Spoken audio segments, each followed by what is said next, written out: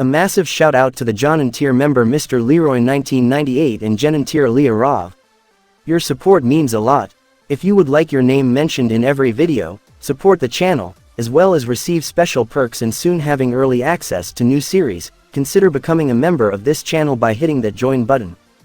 Hi guys, this is the next part of What If Natsu Was the Son of Acnologia? I hope you enjoy. Natsu's hand closed into a fist, pulling at the fabric of Acnologia's coat before he sighed and reluctantly pulled away from Acnologia, whose breathing sounded suspiciously on verge of something Natsu was reluctant to call sobs, 1 step removed from laughter and 2 steps of bawling. But when he looked into his face, it was completely dry and carefully blank.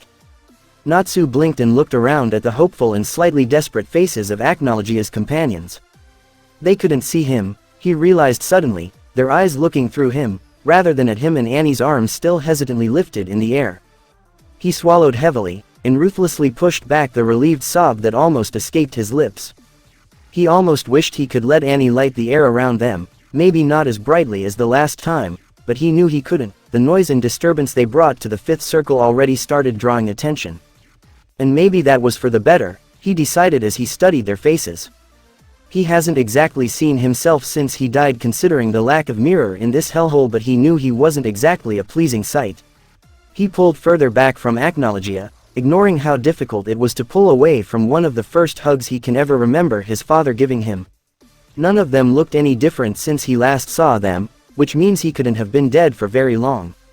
And that is a relief as well. Natsu? Mira asked carefully, and Natsu twitches, suddenly aware how long he had been just standing in silence, and he moves around Acnologia and walks to Altair and Mira, mindful to make his steps as loud as possible to give them at least some semblance of where he was. He spreads his arms, catching both his girls around the shoulders before pulling them close, and Altair releases a surprised breath, half a laugh, half a sob. Natsu cracks a smile as Mira starts outright crying and laughing, and he's happy he's not the only one unable to decide what to feel right now.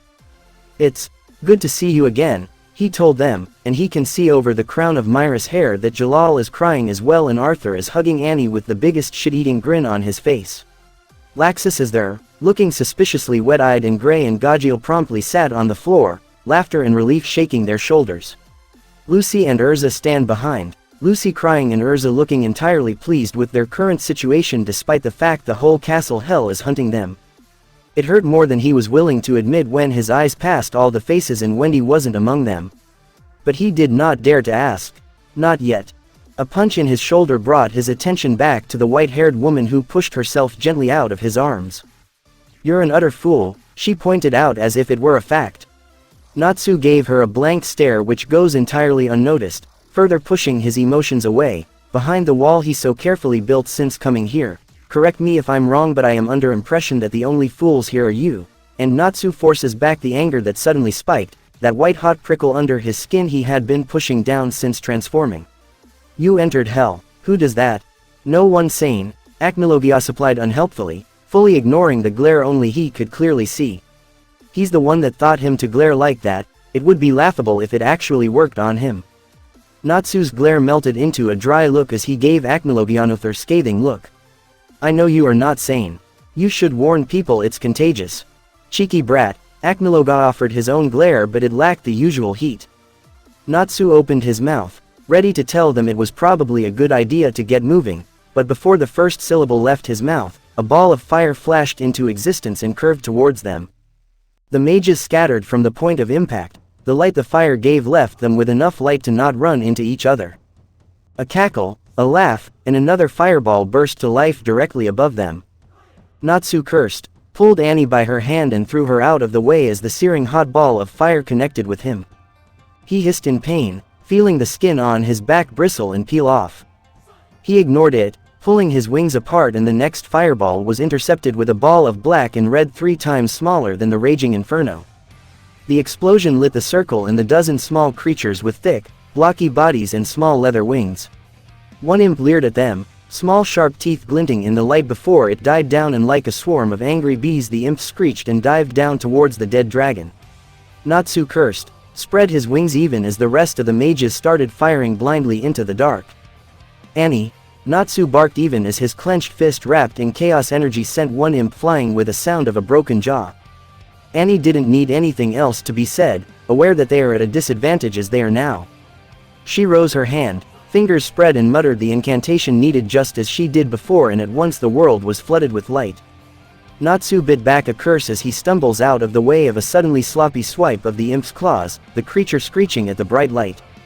Natsu pauses of a moment, willing his pupils to dilate to accommodate for the ridiculous amount of light suddenly flooding the darkest circle. The imp who was fighting him didn't recover so fast, his milky white eyes watering from the light, and Natsu mercilessly caved his skull in with his tail, turning at the same time to blast a hole through the small guardian that tried to swarm Laxus with other of his kind. The lightning mage grinned as the imp right in his face suddenly found itself headless, and with a guttural roar, the dragon slayer tore his arms free of the two that were holding him. Natsu's eyes lingered on the others. On Acnologia Ho was putting the little beasts down as fast as they were coming at him, and the Dragon King hadn't moved an inch from the spot he took when the fight started. On Mira and Ultir, whose teamwork only seems to have improved since he last saw them. On Arthur, who was jumping from shadows and taking down the demons that got too close to Lucy, who had both Taurus and Cancer out, a whip in her hands. On Annie and Gray and Gajil, who were spinning around in a deadly dance, and on Urza and Exceeds above, and he can't help the smirk that thugs his lips even as he drives his fist through the imp's chest. He knows that he should be worried. The fifth circle has more guardians than seventh, and while they were not as strong, they were many. Natsu ducked under another fireball, cutting two more imps and grunting as one landed on his burned back and drove its tiny teeth into the skin on his neck that wasn't covered in scales. His hand moved towards its head, but the imp moved faster, tearing its head back and ripping a good chunk of flesh out of his neck. Natsu stumbled and cursed, hand closing around the horn on the imp's head, and with a vicious pull he slams the creature against the floor, its head bursting like a melon against the rock and splattering the black ichor over the surface. One hand on his neck, Natsu gave his surrounding another look, ignoring the way Acnologia was looking at him. They were all starting to get hit. But he is hardly as worried as he probably should be again. Because the wounds on his back are already half healed and the bite in his neck will soon stop bleeding. Because the imps are pests and nothing more to a group as strong as this one. Something stirs behind him and Natsu dives out of another stream of fire, eyes trailing to the imp that he killed, and his eyes narrow. Apparently, they can heal a lot faster than other guardians. We should probably look for a way out. Gajil yelled over the sounds of battle, and his yell was followed by a grunt as an imp landed on his head, only to be blasted off by Gray's ice cannon. Just a suggestion. I agree, Happy screeched as he dived out of the way of an imp. It wouldn't hurt, Acnologia muttered under his breath before he blasted several imps into dust with a roar. I know, Natsu agrees easily, I was thinking about that. The doors are not all that far, but there are too many of them to make a run for it. And they are already. He had to stop in order to blast a hole through one of them, waking up. We could blast a hole through them, Acnologia, looking around. Or. Natsu's eyes searched the cavern, a weird mix of room furniture and all drapes and rotten and rusted metal and wood and partially rock and caves. The third layer is the last that is directly inside Castle Hell, which means they'll be in the underworld, and from there he could outfly any guardians and go directly to the doors. But not with these idiots, this family. That he can't leave behind. And how on earth are they even going to get out? He could try, he hadn't tried it yet, too little time to try something that could very easily kill him. But now would be as good a time as any. And that's why he pushed back any doubt he was feeling in that moment. Once again completely and brutally pushing any emotion that would put a link to his flesh through his attacks, and his eyes darken. It might kill them, but he didn't care. Not now. He can't allow himself to care if he hopes to succeed. With that, he pulls at chaos, in him, around him, through the air and through the void.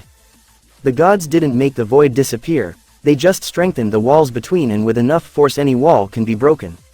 He is fairly certain Acnologia can feel what he is doing, because the dragon's blue eyes widen in a mix of wonder and shock.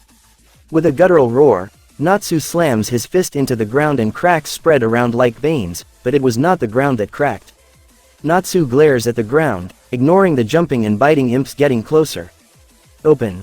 And it does. The floor underneath all of them falls apart like it was never there, opens like doors, and they slip down, the gravity of another dimension drawing them down. The imps screech and jump away, the few too slow suddenly ash as they are pulled out of their own circle and the castle punishes. And just like that, they are again wrapped in darkness. Anksaram jumped to his feet like a wild cat, his curse spiking around him like a fur of an agitated feline, and he hisses like an angry snake. The other gods remain sitting down, eyes slightly wide, but even the small change in their facial expression is enough to show the amount of shock they felt at that moment. Morrigan blinked slowly, hands drawing away from the magic circle that lets them watch the happenings of the group. He broke through, Minerva's voice came out as a whisper. She looked up, red eyes meeting with Morrigan's yellow round orbs. He broke through the wall we put up, she said, and her lips twitched in derision before she slammed her hands into the floor with a scream. The little brat, does he think he can do as he pleases? That bastard father of his first, and now this. She jumped to her feet, rounding on Anksaram, who for all his lack of mouth gave an impressive impression of frothing in anger. This is your mess, your fucking mess.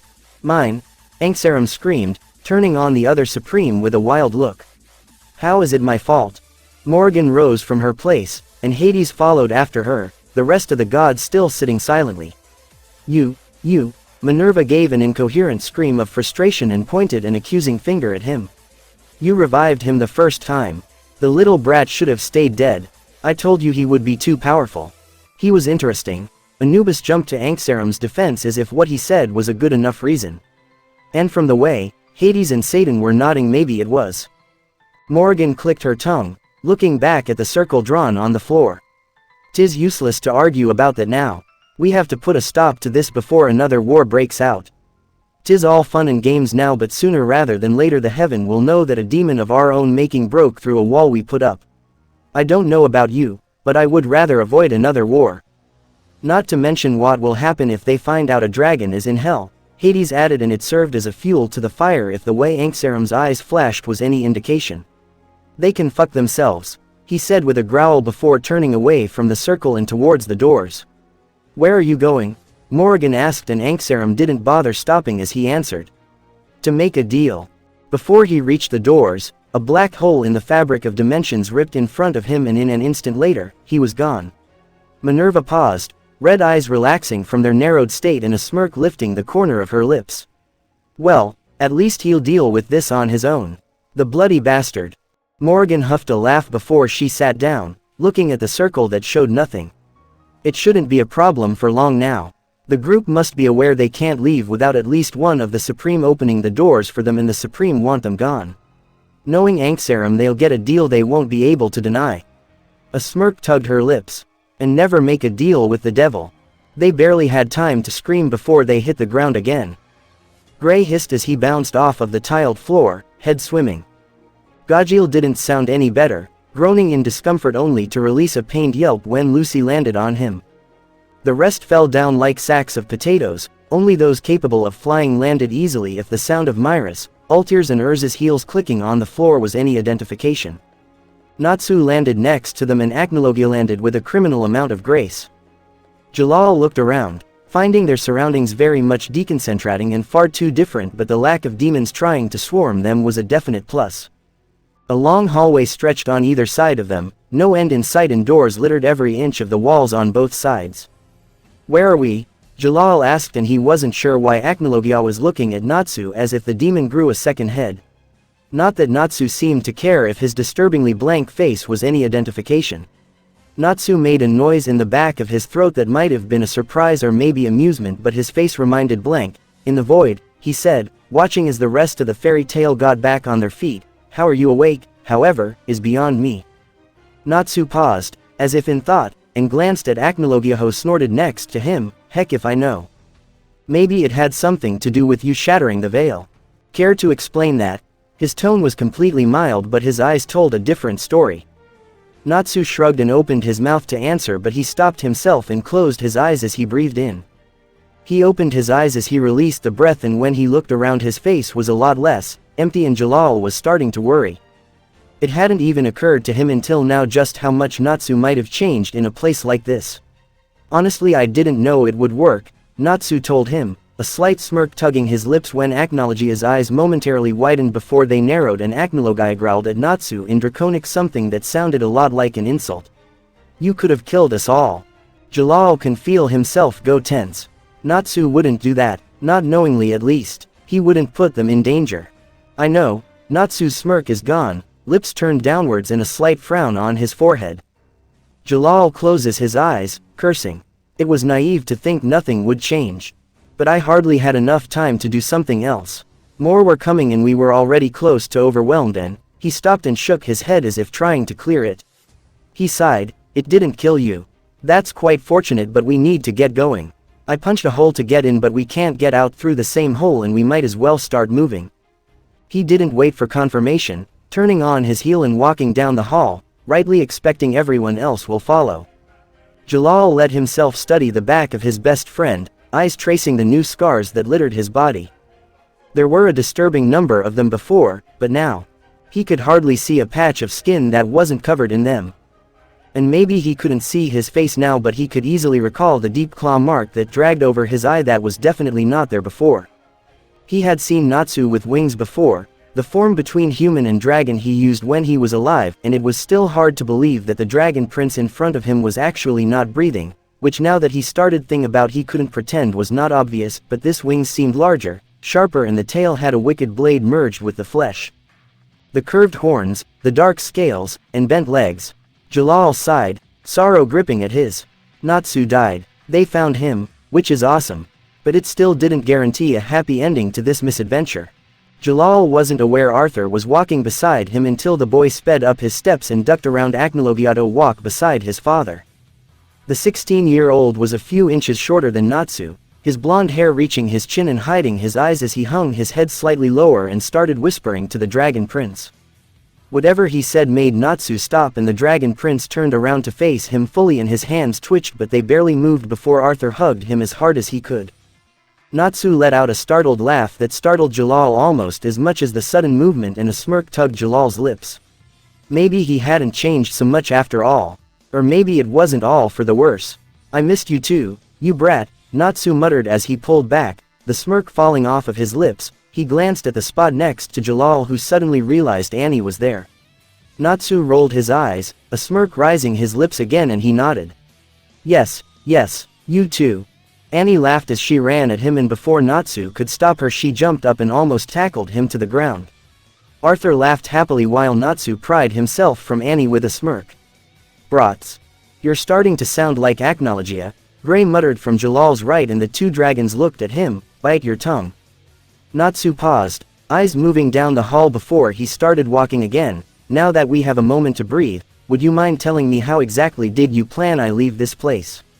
As far as I know, I'll need a body. Igneel is fetching your own, Acnologia answered and Natsu's face contorted briefly before he glanced at Acnologia. Wouldn't that be rotten by now?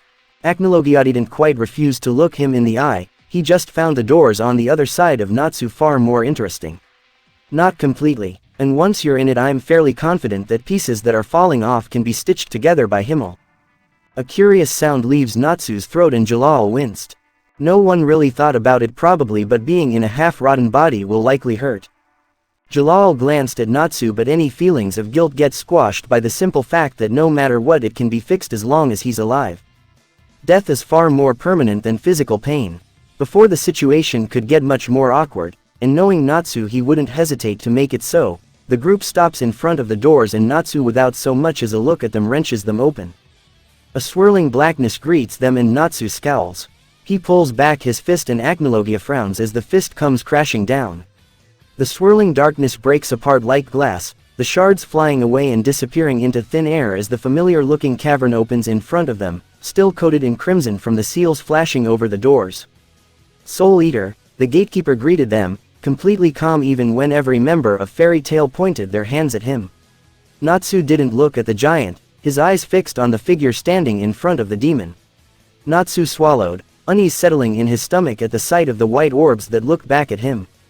Anksaram, Natsu all but spat the name out and the god would have been grinning if he had a mouth to do so. Instead, he laughs, short and cruel and satisfied with just a hint of fury that takes Natsu entirely by surprise. Who would have thought that he could anger a god so easily? A lovely gathering you have there, Souleater. Don't you want to introduce me? Anksaram chortled even as every mage around Natsu turned their attention from the gatekeeper. No, not really, Natsu replied easily and could feel himself going smug at the way Anksaram shifted, the slight movement enough to tell the dead dragon he somehow managed to get under his skin. Well then, the god spoke, Any trace of amusement gone, I'm here to make a deal. A deal? Acnologia scoffs and Anksarum glares at the Dragon King. A deal? The god repeats, eyes turning back to Natsu. You know I so love deals. You know I so love deals. I know. Natsu all but spat at him and he could feel everyone behind him tense. But something wasn't right. Why propose a deal now? There was something more at stake. Some parts of the story he was not aware of because the Supreme would not propose a deal now. And the fact that that is exactly what he is doing made all the kinds of alarm bells in his head go off.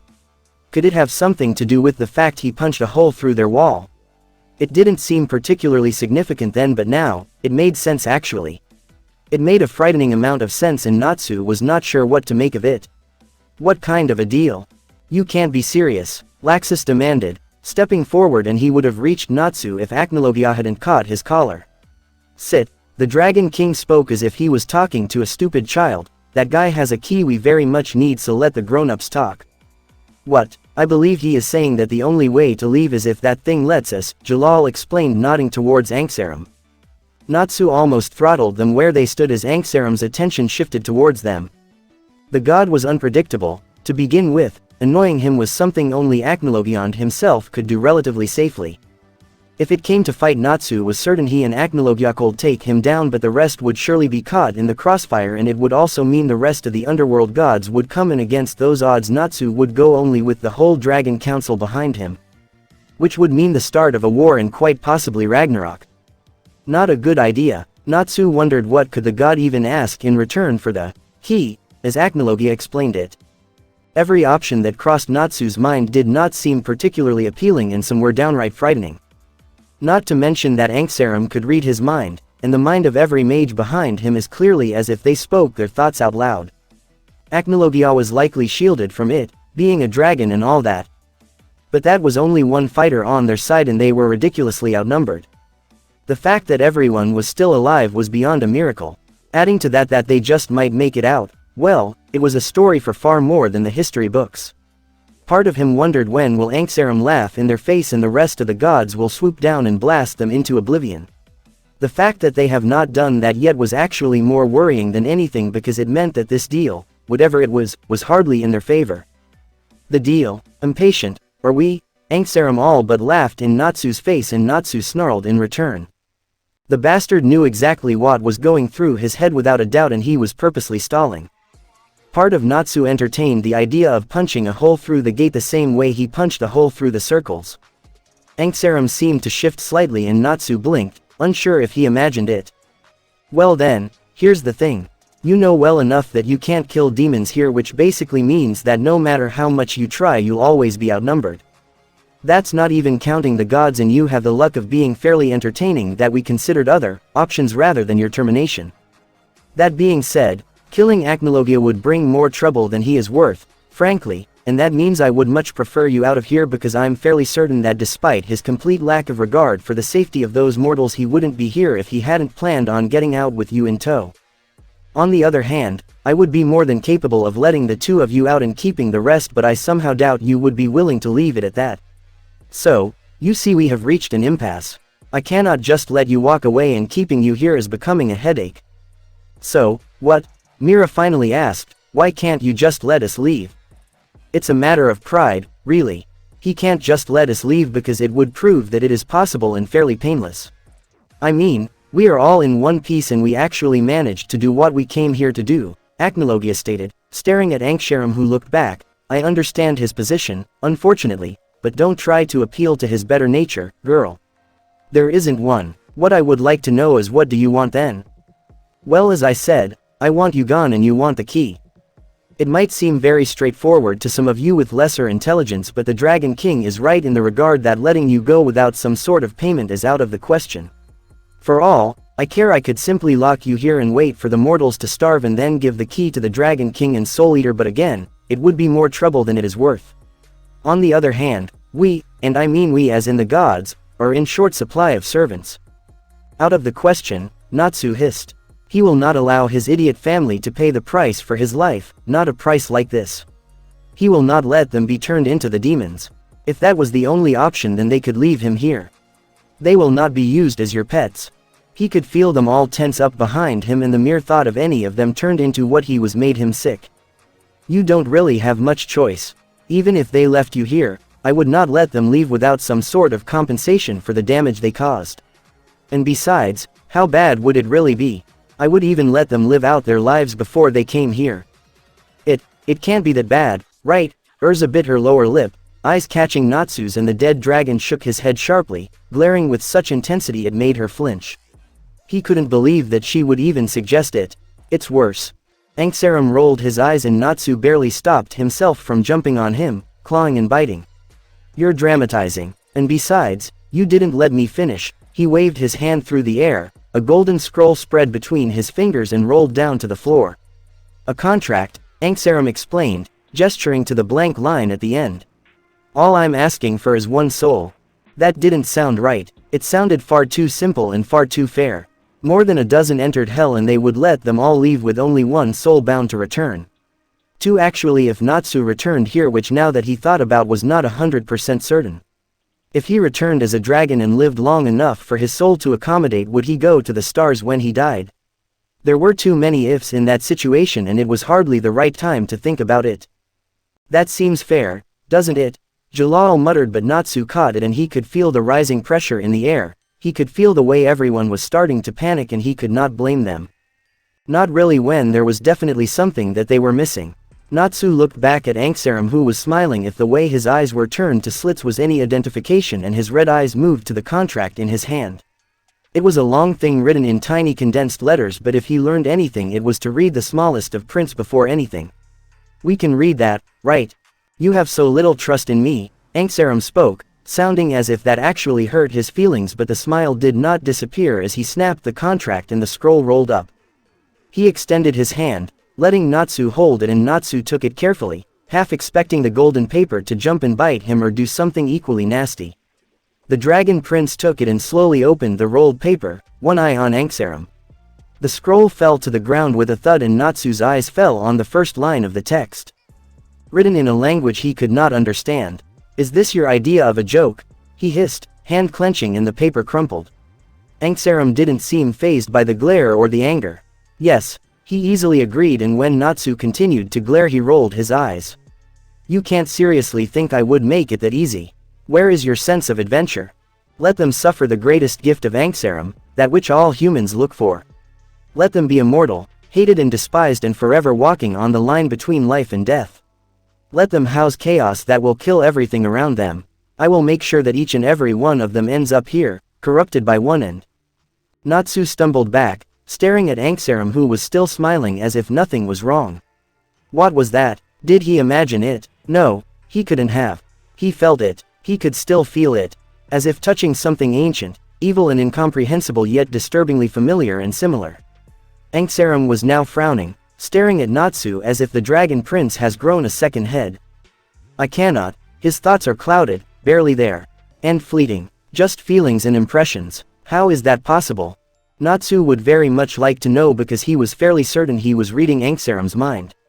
And if that was the case, the contract was far more binding and powerful than the one that bound regular demons. Natsu, Acnologia spoke, his voice sharp, and in that moment, he sounded so much like Acnologia who raised him that Natsu immediately stood straighter, turning to look at him, and it was in that moment he realized how much energy he was leaking. And the whispers. It was so loud. What was going on? Exclamation mark. He snapped his curse back, pulling every ounce of it underneath his skin, and as if he closed the doors to a noisy room the sounds disappeared. Natsu looked back at Anksaram, and the god looked intrigued, but it appeared he didn't realize what had happened. And Natsu hoped it would stay that way. He looked down at the contract. Chaos, it would imprint someone with chaos energy in a way Natsu was uncertain of. But it was still chaos and he could control it. I take it you want one of us to sign it? Yes, one of the brats. They don't have to write their names, just a drop of blood is enough. Acnologia, after they turned me into a demon, I found out my control over chaos increased. I dare say it's perfect. Acnologia turned to look at Natsu, and Anksaram's eyes narrowed before they widened, but it was too late. Natsu bit down on his thumb and smeared the blood across the golden paper. Acnologia's own eyes widened as the contract shined, and in a brilliant explosion of fire and smoke disappeared. Anksaram stared at the falling ash and burning remains of the made contract, white eyes turning to Natsu, who looked back, and the Dragon Prince could feel the way his curse shifted, acknowledging the contract and the foreign energy. "Do you have any idea what you have done?" Anksaram suddenly screamed, moving towards Natsu, who bared his teeth. "Of course, I do. I just signed a contract to live a life until the end of times while your energy would corrupt everything around me." "What?" Acnologia hissed, eyes moving towards Natsu with a look of dread, and Anksaram all but froze. "How did you know that?" Natsu shrugged. "Lucky guess.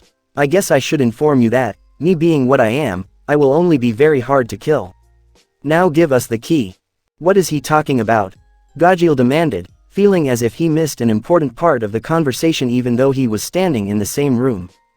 Anksaram looked livid, and the sight was quite terrifying. He raised his hand and a ball of pure black energy formed in his palm. Natsu's eyes widened and Acnologia cursed. "Move." The ball exploded from his palm with the force that would put Etherian cannon to shame, and it ripped right through the cavern's wall. The mages threw themselves to the side, barely missing the blast that almost lifted them from their place as it passed above them. "You dare to mock me, Soul Eater?" Anksaram was not the only one who was angry. Natsu jumped from the shadows, rushing at Anksaram with all the speed he could muster, and the god moved out of the way of the first kick, catching the arm that came swinging at his head only to release it quickly when the chaos energy came racing down the length of it like acid. Acnologia was behind him, the dragon kind already with a spell ready as he slammed his open palm into Anksaram's back. The god cursed as Acnologia's hand went straight through his chest, but he did not seem particularly fazed, twirling around and moving away from Natsu's tail that almost cleaved him in half. The mages could only stand on the sideline, the speed at which they were moving far too great for them to follow. Even the gatekeeper looked lost, unsure what to do other than watch as the cavern around them was slowly turning to ruin. "I thought you were supposed to hold your end of the bargain," Natsu yelled, wings outstretched as he moved through the air and out of the way of what looked like flying needles. Several caught his wings, the membrane shredding in seconds, and Natsu cursed, tucking his wings against his side as he plummeted back to the ground. "You were not supposed to be the one to sign it. You never said that. How did you know what was inside? Fuck off and give me the fucking key." A twirl, a twist, and a dodge before the energy exploded around them again, and Acnologia and Natsu stepped back, both scratched and bloody while Anksaram looked the same. It was hard to tell anything when there was no color on him but only darkness and swirling shadows. Natsu spat on the ground, ichor living his mouth, and he glared at Anksaram, certain that the god took far more hits than either of them and yet barely showed it. The problem was that they were in his domain. In his dimension. All the power of this place was at his disposal, and Natsu was loath to admit it, but he had not considered it. Anksaram looked about ready to spit fire, and Natsu wondered if he actually could do it. Whatever he could or not, he will not find out anytime soon, because the space around them suddenly shifted, and as one the rest of the Supreme appeared around them. Hades stepped forward, his cloak, always so alive, suddenly twisted and spread, the thick black thing turning outwards and towards them, reaching Lucy first, and the girl shrieked in horror, barely able to cast a desperate look at her companions before the darkness sucked her inside and she was gone. Urza screamed, furious and angry, and rushed towards it, heedless of warning cried towards her, and she reached towards Lucy's hand, still outside, and as quickly as she touched it she disappeared with her. A raven landed on Natsu's shoulder and he froze for a brief moment before he blasted it away, eyes moving to the sudden increase of noise around them, and as one the ravens, as numerous as bees in a hive, swapped down, slamming into Gray's shield and breaking it on contact, the ice mage disappearing without trace as the ravens spread, and Natsu looked around wildly, hardly believing what was happening. The Supreme were standing in front of the doors, unmoving and with expressions of stoic indifference as one by one the mages disappeared. Anksaram disappeared, the god was nowhere to be seen, and as Natsu turned around wildly, looking for Acnologia, he saw more chaos. Blue fire spread over the ground like lava, and before Natsu could warn them, the flames swallowed Ultir that was fighting back the ravens with Mira. Arthur and Annie stood behind the white-haired woman, pushing forward and towards him, and Natsu cursed, rushing towards them even though he knew it was too late as the shadows rose again like a tide and the kids were gone with barely a sound. Mira screamed, anger and fury in her eyes, and she turned to him, tears streaking down her face and desperation in her voice as she called his name before she too was gone. Natsu stopped running, dropping to his knees with a harsh sound he recognized as a sob.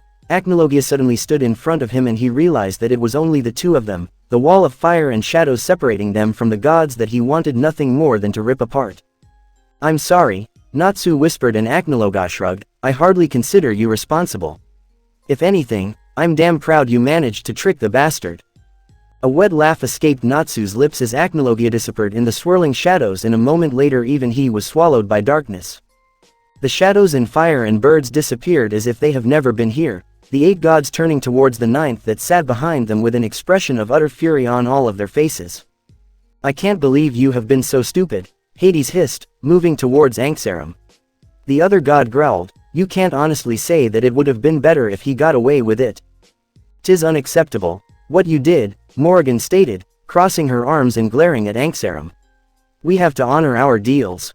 I actually thought you would be capable of outsmarting a bunch of mortals, but even though you miserably failed in that department, you still should have let them leave.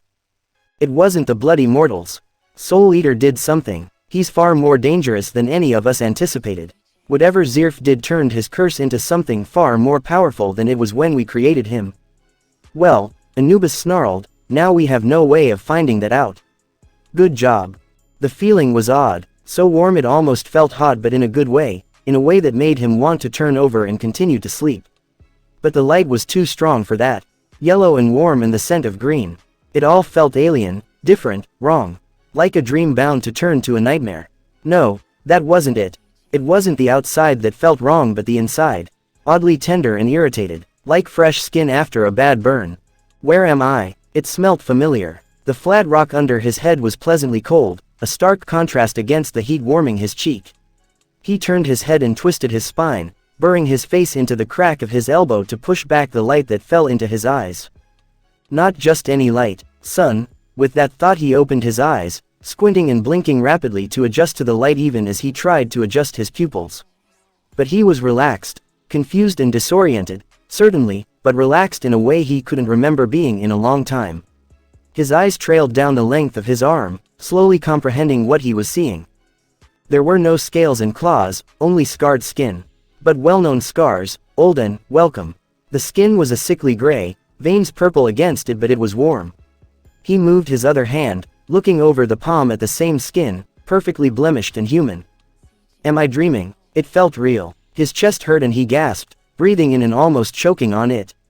He chuckled, sitting up even as he struggled to get enough air into his lungs that felt bruised and sore, and he laughed. His legs were unbent, normal calves and shin and hips, toned muscles and nothing else, no tail, no wings.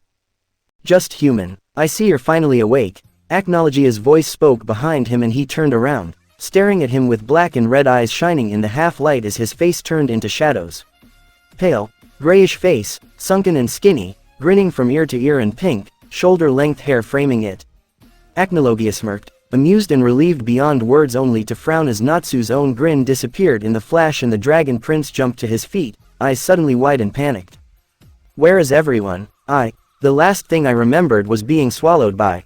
The idiots are fine. Little brats have not stopped talking since we arrived, Acnologia huffed, crossing arms over his chest, and suddenly Natsu realized the Dragon King has been in the same room since he woke up. A smile spread over his lips and he looked around again, taking a deep breath and almost choking on it again. It seems I forgot how to breathe, Natsu said, feeling oddly giddy at the mere thought. Acnologia chuckled but didn't say anything, and Natsu didn't mind. It was too fresh to joke about that to the Dragon King. We're on the floating island. How did we get here? And, wait, others are here. The council let them stay here. Well, not stay, per se, more like camp until you were well enough to go back to that guild of yours. If Acnologia wasn't happy about it, he did not show it, though he did grimace when he spoke of fairy tale as if he bit something bitter. As for how we got here, it's only been a day or so since all that shit in the Hell's Vestibule, and as it turns out it was Anxarum who managed to piss off the other gods and not us. Well, not entirely us. In any case, they decided to honor the deal that Anxarum made and they sent us out, or more like thrown us out. According to Igneal, a hole opened in the ground right outside the doors to Lurioa and spat us out like vomit. If you wanted into more detail, ask him. He was quite amused by the whole picture once he realized none of us were dying. And, me? Natsu gestured downwards, towards his body, dressed only in the black underpants. I mean, I'm alive. He paused, letting the words settle before he repeated, voice full of wonder. I'm alive. Amazing, isn't it? Acnologia acknowledged, before explaining. Igneel did bring your body and I am not sure how it worked nor what happened, but you were not there with us in the black goo.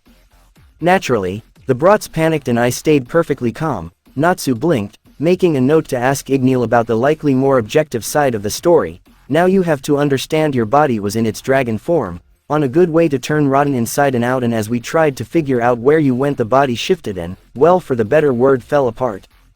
It was pretty bizarre in all honesty, and it stank horribly, but by the end of it there you were, unconscious and mostly human looking if one ignores to odd coloring.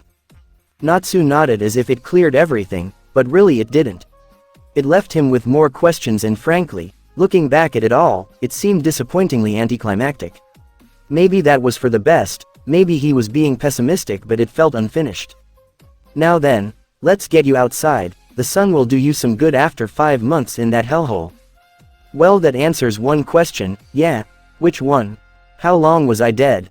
It felt longer, and he was glad it wasn't. And it was actually quite cold in the upper levels. Acnologia seemed to grimace, and he was, remembering the brief moment of pushing through the 9th circle. I can imagine. There was more to it, but Natsu didn't ask, and Acnologia didn't look particularly ready to share as the Dragon King's form wrapped and the king grew in size and shape, turning into his iconic image of black and blue. I would advise you to not change quite yet. We don't know what exactly happened to your body after this whole resurrection thing. Himmel got a look at you and he was fairly certain you're alright, but just to be on the safe side, he paused, a weird half-smile playing on his scaly lips, at least learn to breathe again first. Natsu chuckled, nodding in agreement, sounds fair enough. It felt oddly bonding and Natsu couldn't help but smile at it. Acnologia pushed the great doors open, letting in more sunlight, and the sight of the green trees and blue sky felt like a tranquilizer. He scolded his features into something more appropriate as he caught sight of dragons flying in the distance, and then he heard them. The dragons talking and laughing in voices he knew well, and it almost made him smile again as they strolled out. Natsu, Mira all but flew at him, not even pausing before she threw herself at him, ignoring Kindra's put upon look at being interrupted mid-sentence. Natsu grunted but caught her, and she proceeded to squeeze the newly returned life out of him. Don't suffocate him, Ultir admonished, pulling her off as the rest of the humans crowded around them. Prince Natsu, Kindra greeted, bowing her head, and Natsu did the same in return. Queen Kindra, he paused, I trust waters listen. Kindra gave him a sharp grin, they dance as I call them. Chaos sings around you, young prince. Thank you, Natsu spoke, looking around at the dragons who watched from a distance and the kings and queens standing closer. Adelstien's booming laughter broke his train of thoughts. Damn, and here I thought I've seen everything. Prince Natsu, keep these brats close. That's the idea, like you could get rid of us. We're not leaving even if you say so, Laxus informed him. Natsu paused, eyes moving to Acnologia before he looked back to the dragons closest to them. How much do you know of what happened? We know the important details, my prince, Himmel spoke, white form shifting where he stood, a brief look of unease crossing his face. The Sky King's eyes turned to behind Natsu and he relaxed slightly, it's good to have you back. Natsu's eyes widened slightly, surprised by the sincerity of the statement, and his eyes moved to the Dragon King behind him, understanding suddenly making him smile. Thank you, it's good to be back. It is daunting, to have your legs hang over the edge of the island when you are so high up in the air. It almost feels like you could touch the clouds if you leaned forward. Some people would find it unnerving and would never even go close to the edge, but to someone who had felt the wind in his face, to someone who can fly, sitting on the edge is relaxing, freeing. Natsu at least thought so as he sat there, legs dangling and his shoulders relaxed for the first time in what felt like ages. Other mages were in their temporary beds, hopefully sleeping the few hours they had left here before they made their way to the Magnolia. Shouldn't you be in bed? The blue-haired mage jumped where he stood, blinking in surprise as he looked at the dragon who hadn't so much as twitched. I could ask you the same thing, Jalal muttered as he gathered his wits. I'm not tired, Natsu told him, and in the near blackness of the night, Jalal barely saw as the prince shifted, moving to the side in clear invitation without voicing it out loud. Jalal gave a wary eye to the edge, and while he never had trouble with height, the thought of sitting so close to a long fall and painful death felt entirely justified considering the darkness around them. But he moved closer because he knew he wouldn't fall, because he knew it would never happen, for Natsu was there and he would catch him. And it did not hurt, he could fly short distances. So, he sat down, legs folded in front of him, and he leaned back, resting on the palms of his hands and staring at the clear sky and a thin line of the moon. Why did you do it? Jalal didn't look down, brown eyes moving from the moon to the North Star, and he searched for the constellation he could remember. Because we wanted to. It can't be that simple, why not? Natsu fell silent and Jalal finally looked down, and now, sitting this close, he could see his face and it chilled him slightly, watching the perfectly blank face that he had seen back in hell, and now, with time to think, he had seen it back, way back in the tower. But he was relaxed, it was obvious in the line of his shoulders and the way his head was tilted. Natsu must have felt him staring because he shifted, head turning towards him, and his eyes lit up slightly in a way that made him seem more alive. Jalal smirked, looking away, and from the corner of his eye, he watched as his chest moved, breathing even in there. The silence stretched and neither spoke for a long time, but then Natsu looked up and spoke again. I noticed Wendy's not with you. Not a question, a statement, and honestly, Jalal was surprised it took him this long to say it. It did not mean he knew how to respond, however. It's complicated. Natsu straightened, and now his full attention was on him, and Jalal had to fight back the urge to shift and fiddle. Is she alright? She was the last time we saw her. We had a spat right before we left. She knew something and she kept it to herself. It sounds like more than a spat, I'm not even sure if we're still in a fight.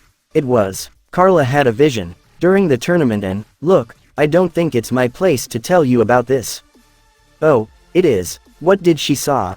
There was a surprising edge to his voice, coldness that made Jalal shiver, and he bit his lower lip. Just don't do anything rash, okay?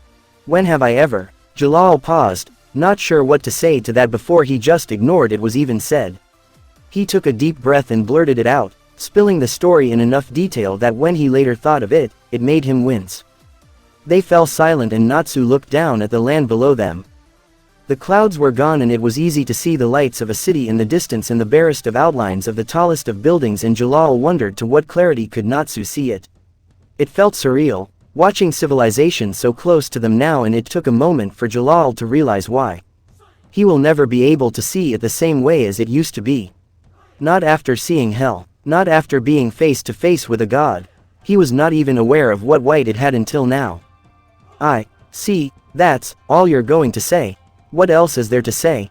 You know, it's odd, standing here again. Lucy broke the awkward silence that enveloped the group as the large group stood at the entrance of the guild. They left the dragons in the morning, and Natsu brought them all to the outskirts of Acnologia. I half expected we wouldn't return when we left, even if we did survive, Gray agreed, eyes darting to the only dragon in their group that has been glaring at anything that moved since morning. When Jalal gave them all a helpless shrug and explained what happened the night before, it was more than clear why. Urza gave him an odd look, her head turning to the doors with a frown on her face. I always planned to come back, but I see what you mean. It seems like we've been gone longer than we actually were. Well, no use standing around here all day, let's go inside and scare the living daylights out of everyone, Natsu muttered and ignored the gaping faces behind him. The dragon looked at the guild, a place that has been his home might be pushing it, but it definitely was something. Magnolia's townsfolk were still thankfully ignorant of his return thanks to his black coat, but the large group still attracted quite a bit of attention, so it was only a matter of time before someone brought word to Makarov, unless they came first.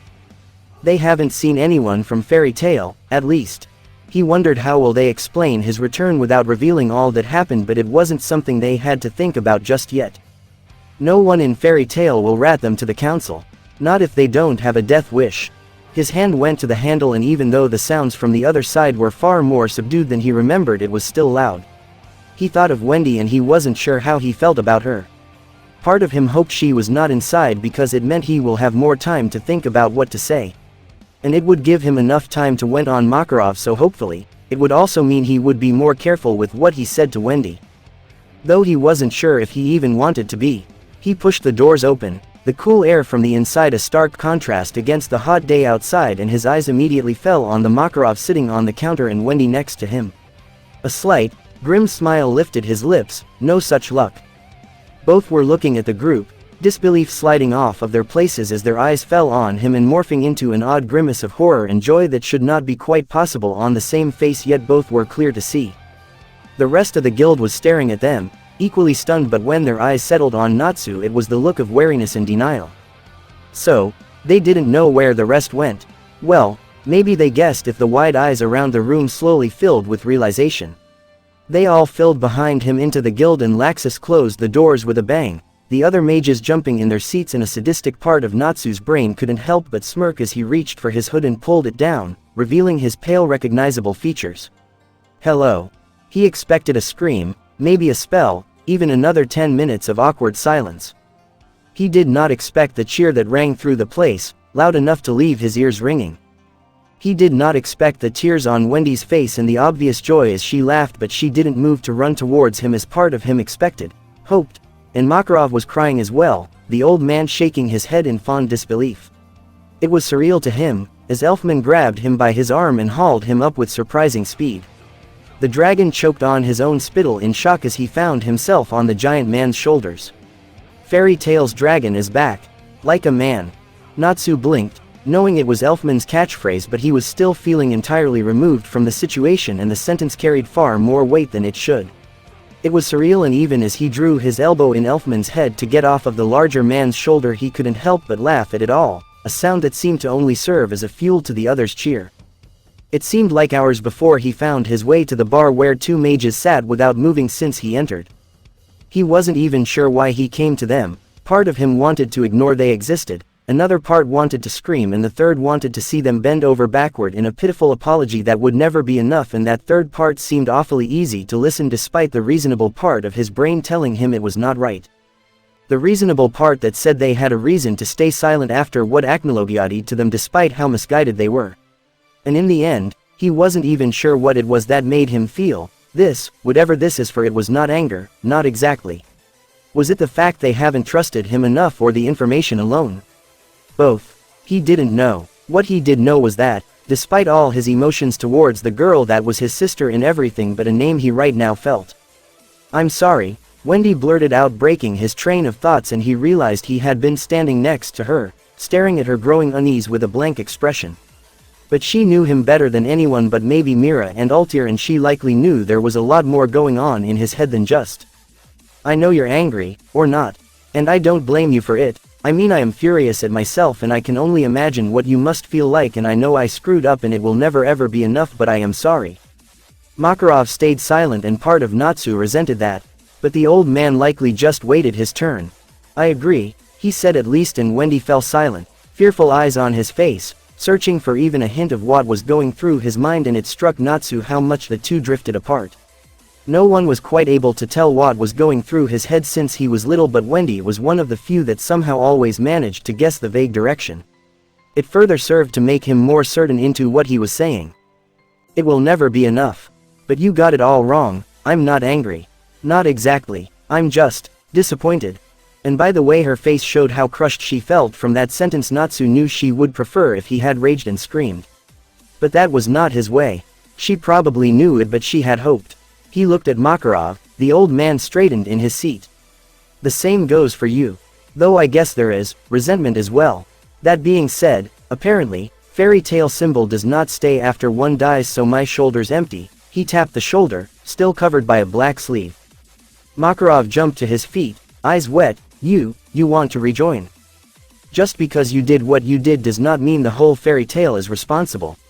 And this guild was here even when you were not. I will stay the part of this guild as long as there are people I care about in it, and if he looked at Wendy, well, it didn't mean anything. The old man swallowed thickly, pulling out the stamp from behind the counter with shaking hands. He scolded his features and shook his head. "Right, I know it doesn't mean much, but we are sorry. More than words can describe, and well, it is good to have you back." Natsu gave a half smile that might have been a grimace as he shrugged off the black coat and revealed the shoulder. Black. A month later, Natsu was rethinking his decision to rejoin the guild. He did not do group missions. At least he didn't do them without a sufficient reason. And even now he was fairly certain he was somehow manipulated into going by Mira Jane. Scratch that. Not fairly. He was certain. "It's so nice here. Very peaceful," Lucy said to no one in particular, walking with her hands behind her head. "We are miles away from the nearest city. If it weren't peaceful, I'd be worried," Arthur muttered, hands deep in his pockets. Not sure if peaceful is the right word, awkward, maybe, Gray decided, eyes moving to the back of their group. Natsu walked there with a coat that seemed to have become a standard piece on him, but even with the hood up, he could see the murderous glare the dragon was sending their way. Wendy was at the front of the group, twisting her fingers and pretending to listen to Urza's one-sided conversation. Lucy shrugged. I'm honestly surprised he agreed to come in the end, but Mira and Urza were right. For them to start talking again, they need to actually be together. I mean, no one was particularly happy with Wendy and Master, but one would think a month was enough to move past that. Natsu can hold a grudge like nothing else, Arthur told her easily. What really surprises me is that Carla's still here. I half expected her to just disappear one day, Happy said, a cheeky grin on his face before Carla glared at him. Natsu wouldn't do that, Carla huffed, her large eyes glancing back at the silent dragon, who seemed to realize they were talking about him for the first time since they left the guild. The dragon looked up, eyes moving over the mages in front of him before he replied in a deadpan, I'm just biding my time. Carla blinked, a shiver going down to the tip of his tail. He's joking, right? She looked up hopefully at Arthur, who gave her a noncommittal shrug. I honestly don't know. Carla sniffed, spreading her wings and flying ahead to place herself in Wendy's arms. The blue-haired girl smiled at the exchange, a mock glare directed at Arthur. I'm sure he wouldn't do that. I'm just saying, Arthur defended himself, hands raised in the universal sign of surrender. If you can tell if he's joking, then go ahead. Wendy blinked, looking back at the dragon, whose face was still a deadpan expression of mild boredom. Right, Wendy muttered before turning to Carla, be careful. Carla rolled her eyes in response, not particularly helpful if I may say so. Do not worry, Carla. Natsu's obviously joking, Urza assured her, confident she was right. Natsu sighed at the back of the group, eyes moving to the trees around them. What happened to everyone just ignoring I existed and leaving me alone? You became social, Arthur supplied, and Natsu looked back at him. I think it would be more accurate to say he was dragged to the polite society by one of the girls, Gray muttered. I think it's a mix of good manners and the fact it was pointed out to me repeatedly by interested parties that maiming members of the guild was not a good way to make friends, Natsu retorted. Interested parties being Mira and Altair, and Wendy, he said quietly, watching the said girl that turned around to smile at him. I didn't think you cared about making friends, Arthur asked, and Natsu rolled his eyes. I don't. Urza didn't sound convinced. Anyway, here we are, so we might as well find out what this job is about. The small wooden cottage in the middle of nowhere was covered in lush green, and it truly was a peaceful place. The member of 10 wizard saints that lived inside did not make Natsu feel nearly as tranquil as the place he lived in. In fact, the dragon entertained the thought of the pros and cons of strangling him with his bare hands. And that was not a joke, not a fucking joke. Riding on a tree to their current location was just another reason to consider the same pros and cons, Natsu decided as he fought back the rising bile. Pale, grayish skin and interesting green hue. You okay? Gray asked, laughing in his hand. Don't laugh, Iceman, I just might strangle you. Gray straightened, smile whipped from his face by the glare. Right, not laughing. The dragon straightened further, blinking as he looked around the village they found themselves in. So this is the Sun Village. Omake. The night drew surprisingly quickly, and before anyone knew it they retreated back to their tents. The dragons were surprisingly quiet for creatures their size, and inside the tent, Mira Jane could pretend that they were alone. Altair sat with her legs crossed in nothing but her underwear, elbows on her knees as she watched the entrance into their tent. Mira pulled off her shirt, sweat and dirt clinging to her skin made her grimace, but there was not much she could do about it without a bath.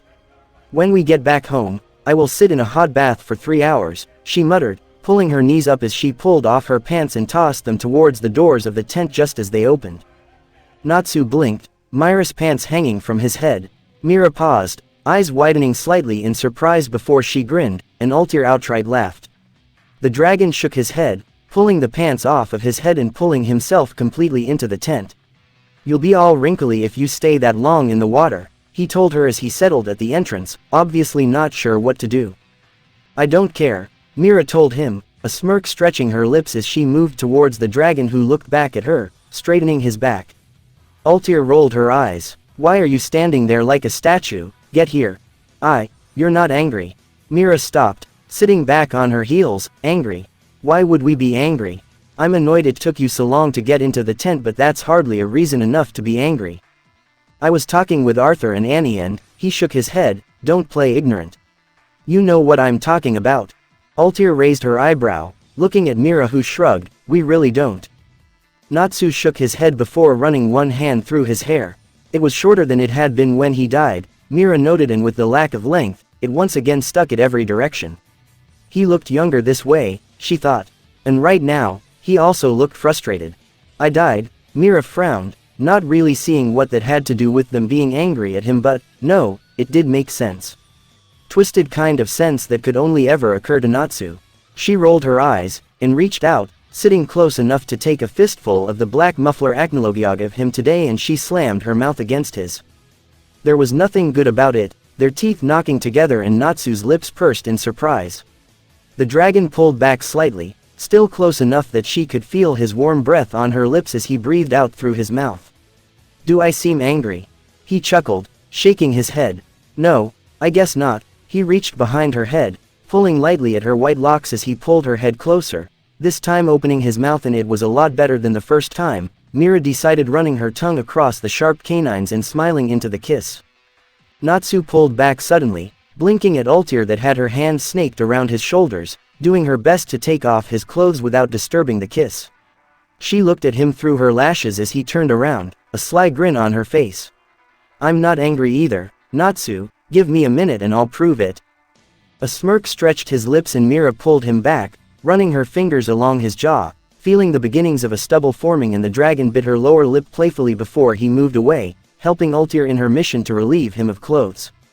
His boots came flying off easily enough, and the black jacket with silver trimming crumpled to the floor. Altair grinned at him, eyes running over the strong back covered in scars. She traced two on his shoulder blades, jagged and ugly and looking as if something cut them open repeatedly and not always along the same line. Having wings was not as glamorous as one might think, she thought to herself, placing a kiss on one of the scars and smiling at the way Natsu shivered before the dragon turned around. A position slightly awkward for him, considering Mira all but climbed into his lap and the dragon leaned on one hand for better support, pulling her closer with the other as he kissed her as well, and she could feel the grin forming on her face before she pulled the hand he used as a support, and without much hesitation the dragon plopped onto his back, his breath leaving him in a huff of laughter that made both girls grin. You still think we're angry for something you should not feel guilty over at all? Natsu did his best to shrug in his current position, propping himself on his elbows a moment later. Ah, if this is how you plan to convince me, I just might have to say I'm not sure. Altair raised her eyebrow again, eyeing him for a moment before she pushed him back down. Since when are you such a smartass? Since always, Mira informed her dryly, and a smug smirk spread over Natsu's face, his red eyes laughing at the two. His fingers hovered above the ice, painfully aware how every eye in the street was trained on him. Even without touching it he could tell the magic was wrong. He steeled his nerves, swallowing at the uneasiness this whole village seemed to radiate, and pressed his palm against the ice. It felt more like glass than actual ice, not nearly as cool as it should be. It actually had a purplish sheen to it. He frowned, concentrating on the feeling. It felt familiar. And Urza's voice all but made him jump out of his skin. He turned around, sheepish. Sorry, got lost in thought. I definitely can't melt it. It's completely different to anything I've felt before. Gray paused before he shook his head. Not completely different, it feels familiar, but I can't put my finger on it. Familiar how? Natsu walked closer, standing shoulder to shoulder with the ice mage, staring at the ice before he put his own hand against it. Gray couldn't help but note the pallor of his skin, and he glanced at the dragon prince. The scar dragging across his eye pulled at his skin and made the profile set in a constant frown. He hadn't noticed it until now. He wasn't sure if he had been this close to him to even notice, but the eye looked duller. He raised his eyebrow, staring at the eye, trying to figure out if he was just imagining things, when suddenly the eye turned towards him, the frown made by the scar deepened. You're staring, the dragon prince remarked, removing his hand from the ice, and Gray felt his ears turn red as he quickly looked away. I can see what you mean about it feeling familiar, Natsu concluded. It has traces of curse mixed in it. Magic and curse so tightly weaved together that it's just enough to be completely different from either. It feels familiar because it's similar to my magic. The hush fell over the group, the disbelief silencing everyone. Lucy opened her mouth, closed them, then opened them again, ready to say something when Happy blurted out, "A dragon did this." Natsu raised his eyebrow. "No. Did you even hear what I just said? It's similar to mine, but it's not the same. Mine is far more volatile because it was not a natural integration of the curse. Really nothing about my magic is natural anymore. That's part of the reason why I don't look forward to seeing what happened to my other forms. In any case, this is like what Dragon Slayer magic is to dragon magic." "A demon slayer?" Wendy whispered, staring at the giants in the ice-covered village. "I've never heard of one." "Neither have I," Natsu admitted. "Logically, there's no reason one shouldn't exist. There are dragon slayers and god slayers after all." "You think this magic could be dangerous for you?" Arthur asked, eyeing the ice with narrowed eyes. "All magic is dangerous," an odd smirk crossed Natsu's lips. "It is giving me a headache." He pressed his hand against the ice, its surface a burning cold that brought goosebumps to his skin. He wondered how immortal he actually was it the aging part that stopped, would beheading still kill him? He removed his hand from the ice, rubbing the palm absently as he turned to the group. Urza was already talking, one hand on the hip and the other waving around as she gestured to the village, "Split up so that we cover more ground. Maybe we can find something that would point us to whoever did this and we can make them reverse it. Lucy, Arthur and I will head to the outskirts and Wendy, Gray and Natsu to the center. Happy can go with you and Carla with us. If we find anything, we send them." "Sounds like a plan," Arthur agreed, grinning and almost outright laughing at the horrified face Wendy made. The blue-haired girl glanced at Natsu, who didn't so much as twitch before she turned to glare at Urza, who grinned and winked at her. She knew exactly what she was doing. Wendy opened her mouth to say something, but the sentence died in her throat. It would only make things worse. She hung her head, aware of how awkward this was going to be. She dared a glance at Gray and winced. The mage was well aware of that if his expression was anything to go by. "Who put you in charge?" Gray muttered. Urza turned towards him, eyes flashing under red hair. In retrospect, he should consider himself lucky. All he got in return was a glare. And that's how the three of them ended up walking through the village in incredibly awkward silence. Gray considered whistling, and if he was actually able to whistle anything that resembled a tune, he might have done it. He glanced at Wendy, surprising himself with how glad he was she looked as uncomfortable as he felt. It was her own fault. Natsu, on the other hand, had that same half-frowning expression that never told you anything about what was going on through his head. "You remember the first time we went on a job together?" Gray blurted out, half surprised himself by what left his mouth. "Brr, really? Damn, that felt like a lifetime ago. And he wasn't the one who spent 7 years away from Tenro." Natsu actually paused at that, eyes turning towards him under the hood before a smirk pulled at the scar on his cheek. "Makarov made us all go together to stop Aragorn. No one was happy about it except Wendy, I think." Gray laughed and Wendy ducked her head, face bright red. "Honestly, I was half worried Natsu would just tie you all up somewhere and do it alone. It would have made things easier," Natsu muttered, eyes scanning their surroundings, and Gray couldn't help but give himself a mental high five that he managed to get some sort of a conversation going. "But we wouldn't be such good friends now." Happy put in his 2 cents, hovering above them. At Natsu's raised eyebrow, the cat continued, "Think about it, had you not come along on that job, Lucy probably wouldn't even ask you to come along on that trip where you sort of killed Jalal, and I think we really bonded over all that, right?" Natsu huffed something that sounded suspiciously like a laugh. "That's not how I remember it. Urza couldn't stand the sight of me for the next few months. But he's not wrong either. Until Eisenwald and Aragorn, I can't recall we ever talked all that much, at all really," Gray added. "You didn't," Wendy agreed, a sly smile on her face. "You were too scared to even try." "I was not," Gray quickly denied, and the conversation trickled away after that, but the silence was a lot more bearable now. Almost companionable. Definitely a mental high five and a fist bump were required. They walked a good distance into the village by now. The village itself was probably not so large, only a few dozen houses, but the size of the residents made it all seem endless.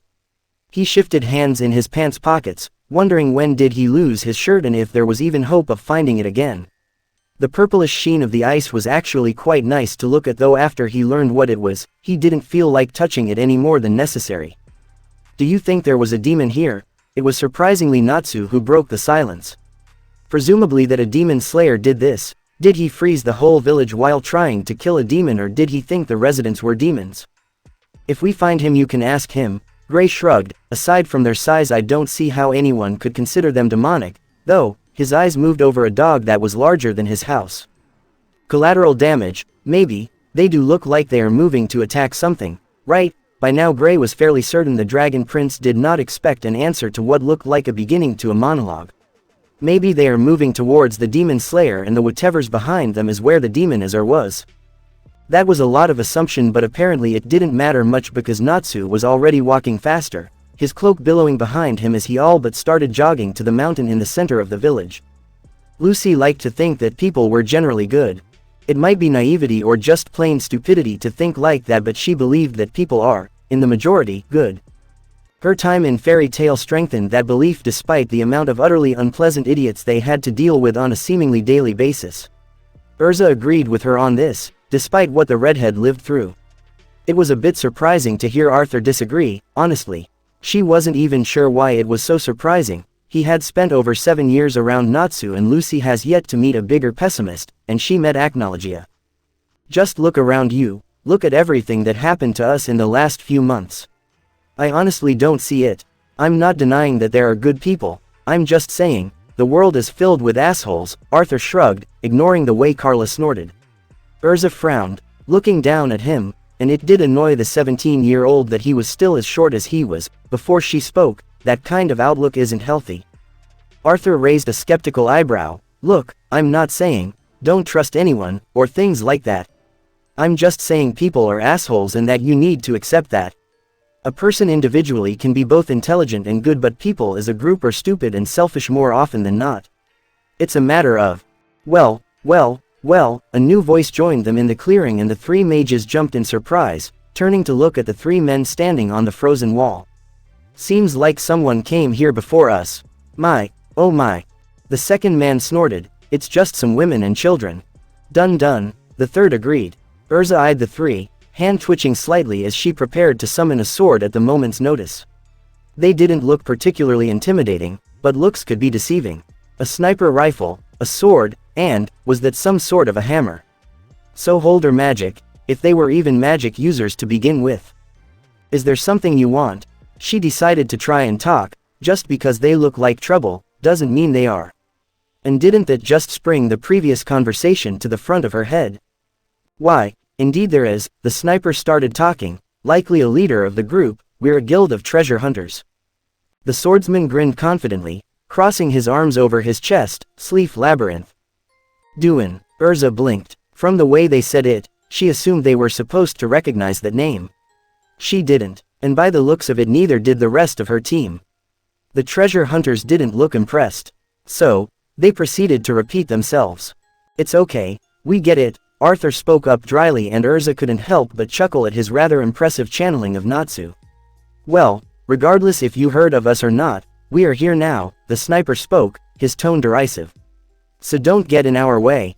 In your way? What do you think we're doing here, looking for treasure?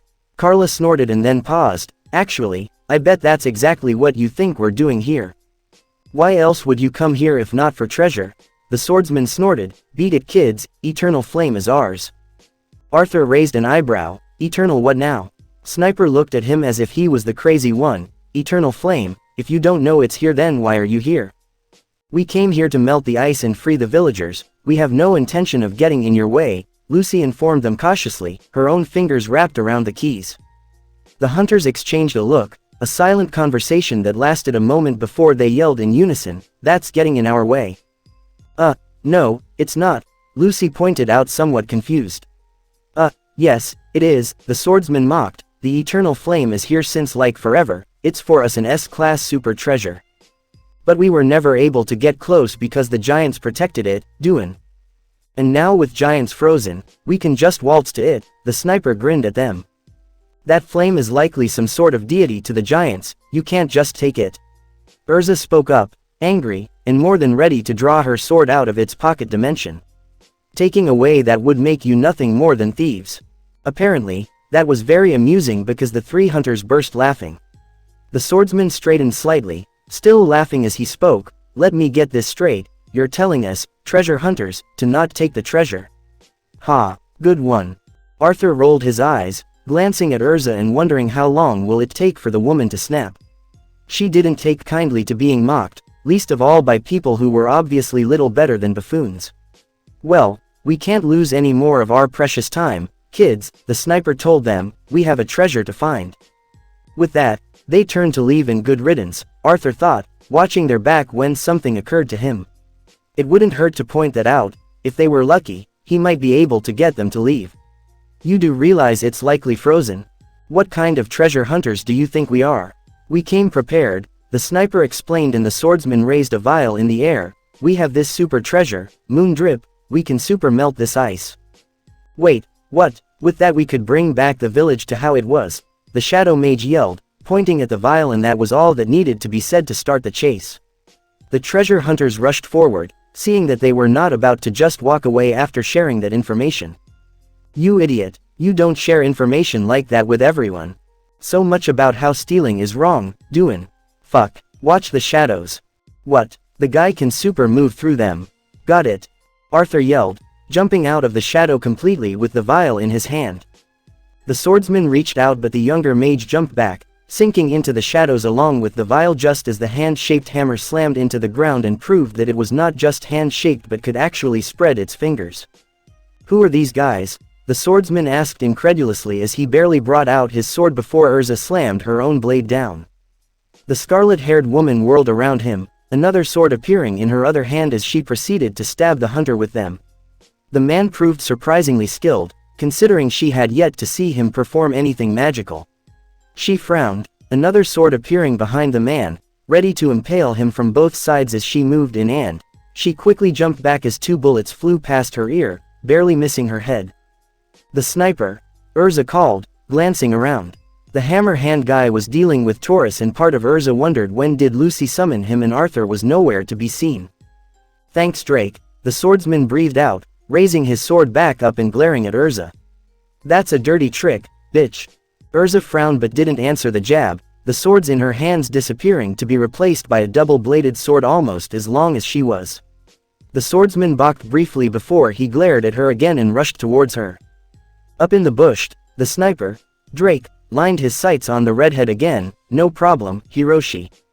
He was ready to press the trigger when a hand shot out of the shadow of his rifle, lifting the barrel into the air, and the shot went off into the trees. Drake cursed, quickly climbing to his feet and staring at the shadow underneath him. It most definitely wasn't his shadow, and the way 2 holes for the eyes were actually visible and the way they were obviously laughing at him was incredibly unnerving. And as suddenly as it appeared, the shadow reverted back to his own and the younger mage disappeared. Drake bit the inside of his cheek, the butt of his rifle pressed against his shoulder as he looked around, trying to find the shadow user. He all but screeched when he turned around and came face to face with him. The bloody bastard wasn't even an inch away from his nose, which he promptly used to slam his forehead into it. Drake hissed, head reeling as his nose burst and soaked the front of his face in blood. Arthur grinned, ducked under the wild swing of the barrel, and proceeded to drive his knee into Drake's stomach. The hunter hissed, losing his footing and dropping down from his vantage point and onto Rala, who was just about to hit the talking cow. He groaned, wondering if he broke anything else but his nose while dragging himself off of the larger man. Seriously, who are these guys? We're fairy tale mages, Arthur informed them, rising from a shadow not too far from Drake's landing spot, and the treasure hunter felt another strong urge to groan. Of course, it had to be them. Part of him wondered if it wouldn't be such a bad idea to just call this treasure lost and be done with it. He, however, never liked to be particularly logical and knew that leaving now would be to admit a bunch of kids beat them. Hiroshi was still fighting with Urza, or more accurately he was trying to avoid being skewered. Rala was on his feet again, doing actually well against the spirit, and that left him to face the shadow user and the blonde bitch that apparently didn't just let her spirits do all the work if the way she was running at him was any indication. Shit, he muttered, trying to fire from his rifle at the blondie only for Arthur to once again push the barrel away. Fucking all, he was not made for close combat. Was that a gunshot? Gray asked, looking towards the forest. He couldn't see because of the houses, but he could see the birds that suddenly shot into the air. Wendy nodded, frowning. Maybe the others got into trouble. If they came across anything that they can't handle, they can send Carla, Natsu reasoned, glancing towards the forest as well before he continued his track up the mountain in the center. They were already almost to the top, and whatever was happening in the forest will have to wait, or he'll have to go alone. Dragging the two through the void would hardly be beneficial to a fight, and leaving on foot now was not something he considered doing. It took them too long to get here in the first place. He doubted it was anything serious, whoever it was that fired that shot. Demon Slayer who froze didn't strike him as someone who would use a firearm. "We should check it out," Gray said after a moment. "Doesn't seem right to just let them fight on their own." Natsu resisted the urge to roll his eyes as he grasped the edge of the small cliff and hoisted himself up. The ice made the whole path slippery, if it could even be called the path, and the headache it gave him from the begging was now bordering on a migraine. "What exactly do you want me to do?" "Go and see what they are doing while you continue to climb, and before you say anything, going back down together isn't an option unless you want to go through the void. I am not doing this snail's pace twice." Gray blinked in surprise, and Natsu realized he probably sounded a bit too harsh. The Chaos Dragon sighed, waving his hand dismissively. "You go to the top and see if you can find something useful, and I'll see if I can't find them." "Can't you just pop to their location?" Natsu raised an eyebrow that made Gray feel like a small kid who was about to be berated for asking stupid questions. "I can't teleport to their location when I don't know the said location. I believe I had explained this before. I need to see a place at least once before I can use the void to get there. I can, however, go to the place where we separated quickly enough." He didn't say anything else, only gave the two a sort of, "get going" look before he sank into the ground. He rose from the void on the outskirts of the village, looking around the quiet place just in time to hear another shot come from the forest. Something was wrong. He looked around, noting the buildings, the trees, and finding nothing that looked any different than it did the last time he stood here. Yet there was something odd about it all, like it grew even larger than it had been before.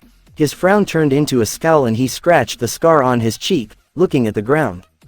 And in what was likely the first time since he was a child, he yelped, stumbling back and, tripping over his own two large boots, landed in a heap on the frozen ground. He stared in horror at his hands and then at the clothes, tugging at it and not truly believing his eyes. Why was it all so large? No, it wasn't larger. His brain came to a halt, refusing to process that for another minute before he forced himself to calm down and looked at his hands again. He looked at the hands of a child. He pulled off his cloak, looking at the bare arms, and he could feel his muscles relax a bit at the sight of the familiar scars. So, it just shrunk him. Whatever it was, he frowned again, pushing away all emotions as fast as he could. It was rather frightening how easily he did it now. A spark of annoyance flashed in him, but he pushed that down as well. He had to be completely and utterly logical about this before he started panicking. Once he accomplished that, he carefully released the grip on them and tried to stay as calm as possible. He moved to stand up and take a step forward, only to almost land on his nose again. His coordination was abhorrent, and those boots didn't help. He scowled again before he sat back on the ground and pulled off his boots. Thinking about it for a moment, he stood up again and pulled off his cloak as well. The last thing his pride needed was for him to trip on the blasted thing. He grimaced as he looked down at his feet, now in direct contact with the ice. If he didn't have a migraine before, he will have one now. With a tired sigh, he untied the sash around his waist and pulled his pants higher, and he snorted in a mix of annoyance and amusement when he practically pulled them to his armpits, then let his tunic fall over and he tied it all together back with the sash. He sighed again. He looked ridiculous. Now that that's taken care of, he can actually turn his attention back to the actual problem. It must be a work of a mage. That much he didn't even have to think about. But he didn't know of anyone who could do this. And he again had to snort in annoyance. He sniffed the air, trying to figure out where Urza and the rest of her team was. Maybe it was done by whoever they were fighting, which would mean that whoever did it could cast something on a ridiculously large scale. At least it wasn't anything lethal. He sniffed the air again, finding the general direction they went in. And then quickly throwing himself as far as he could from the place he stood in, seconds before something large and heavy landed right where he had been standing. Cursing his distractedness and blaming it on the fact he looked like a 10-year-old, he glared at the figure that nearly landed on him. The figure stood up quickly and easily, obviously not fazed by falling who knows how many feet, and looked at Natsu. A large man with a bandana hiding his lower face. Natsu didn't move even when the other looked at him with a raised eyebrow. There was something familiar about the man. "Who are you?" the unknown mage finally demanded, and Natsu felt his annoyance spike. He did not appreciate that tone much.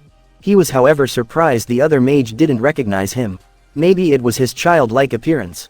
Well, he could use that.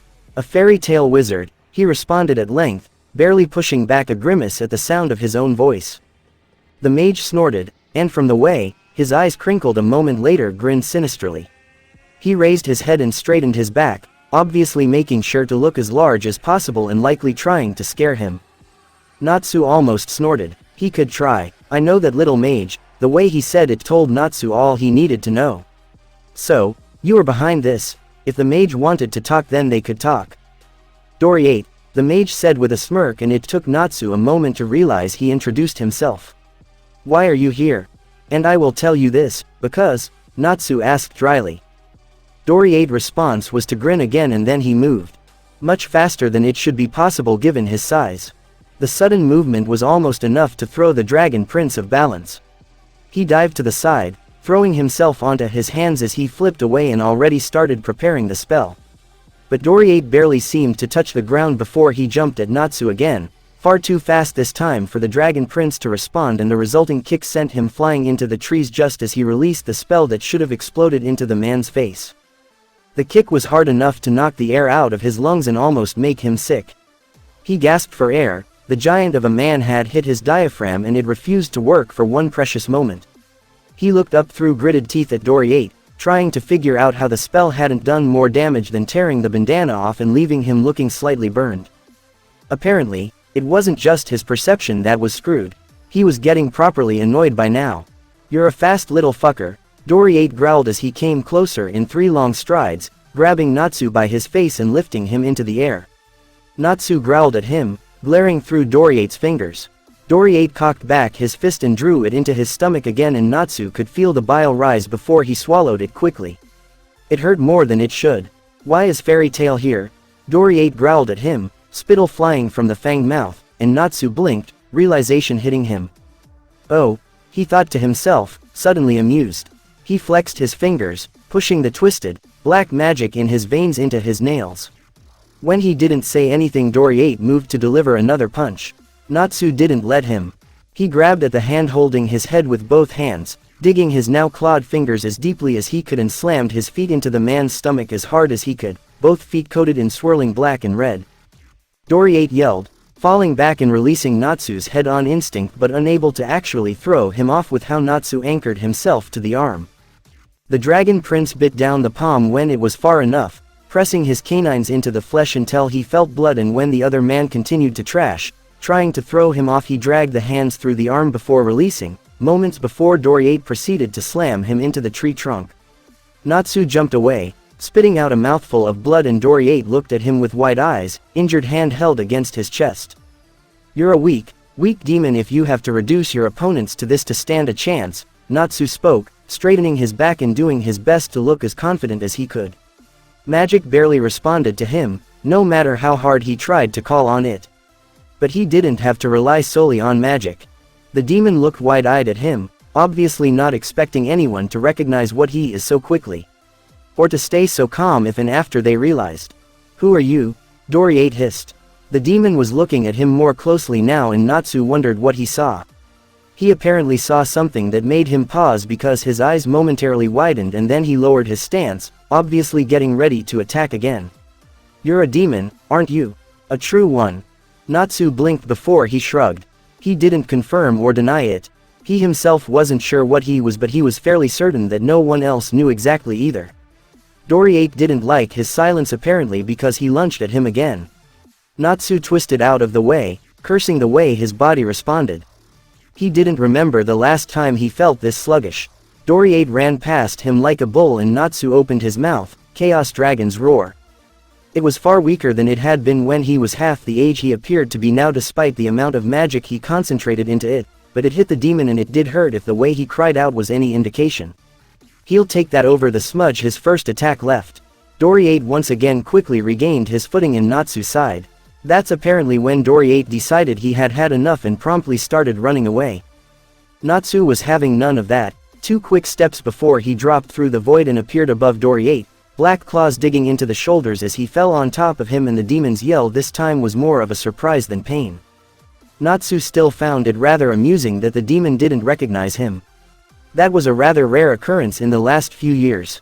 He thought it might be the fact that he died, but after shouting the name of the spell he was certain the demon would put 2 and 2 together. Apparently, the guy managed to get 5 somehow, which for some insane reason wasn't even wrong. He was fighting like a damn cat, Natsu concluded just as Doriate's large hand managed to grab his leg and sent him flying into another trunk. Natsu winced at the impact but didn't give himself a moment to assess the damage, diving to the side as Doriate's hand slammed into the trunk he was leaning against.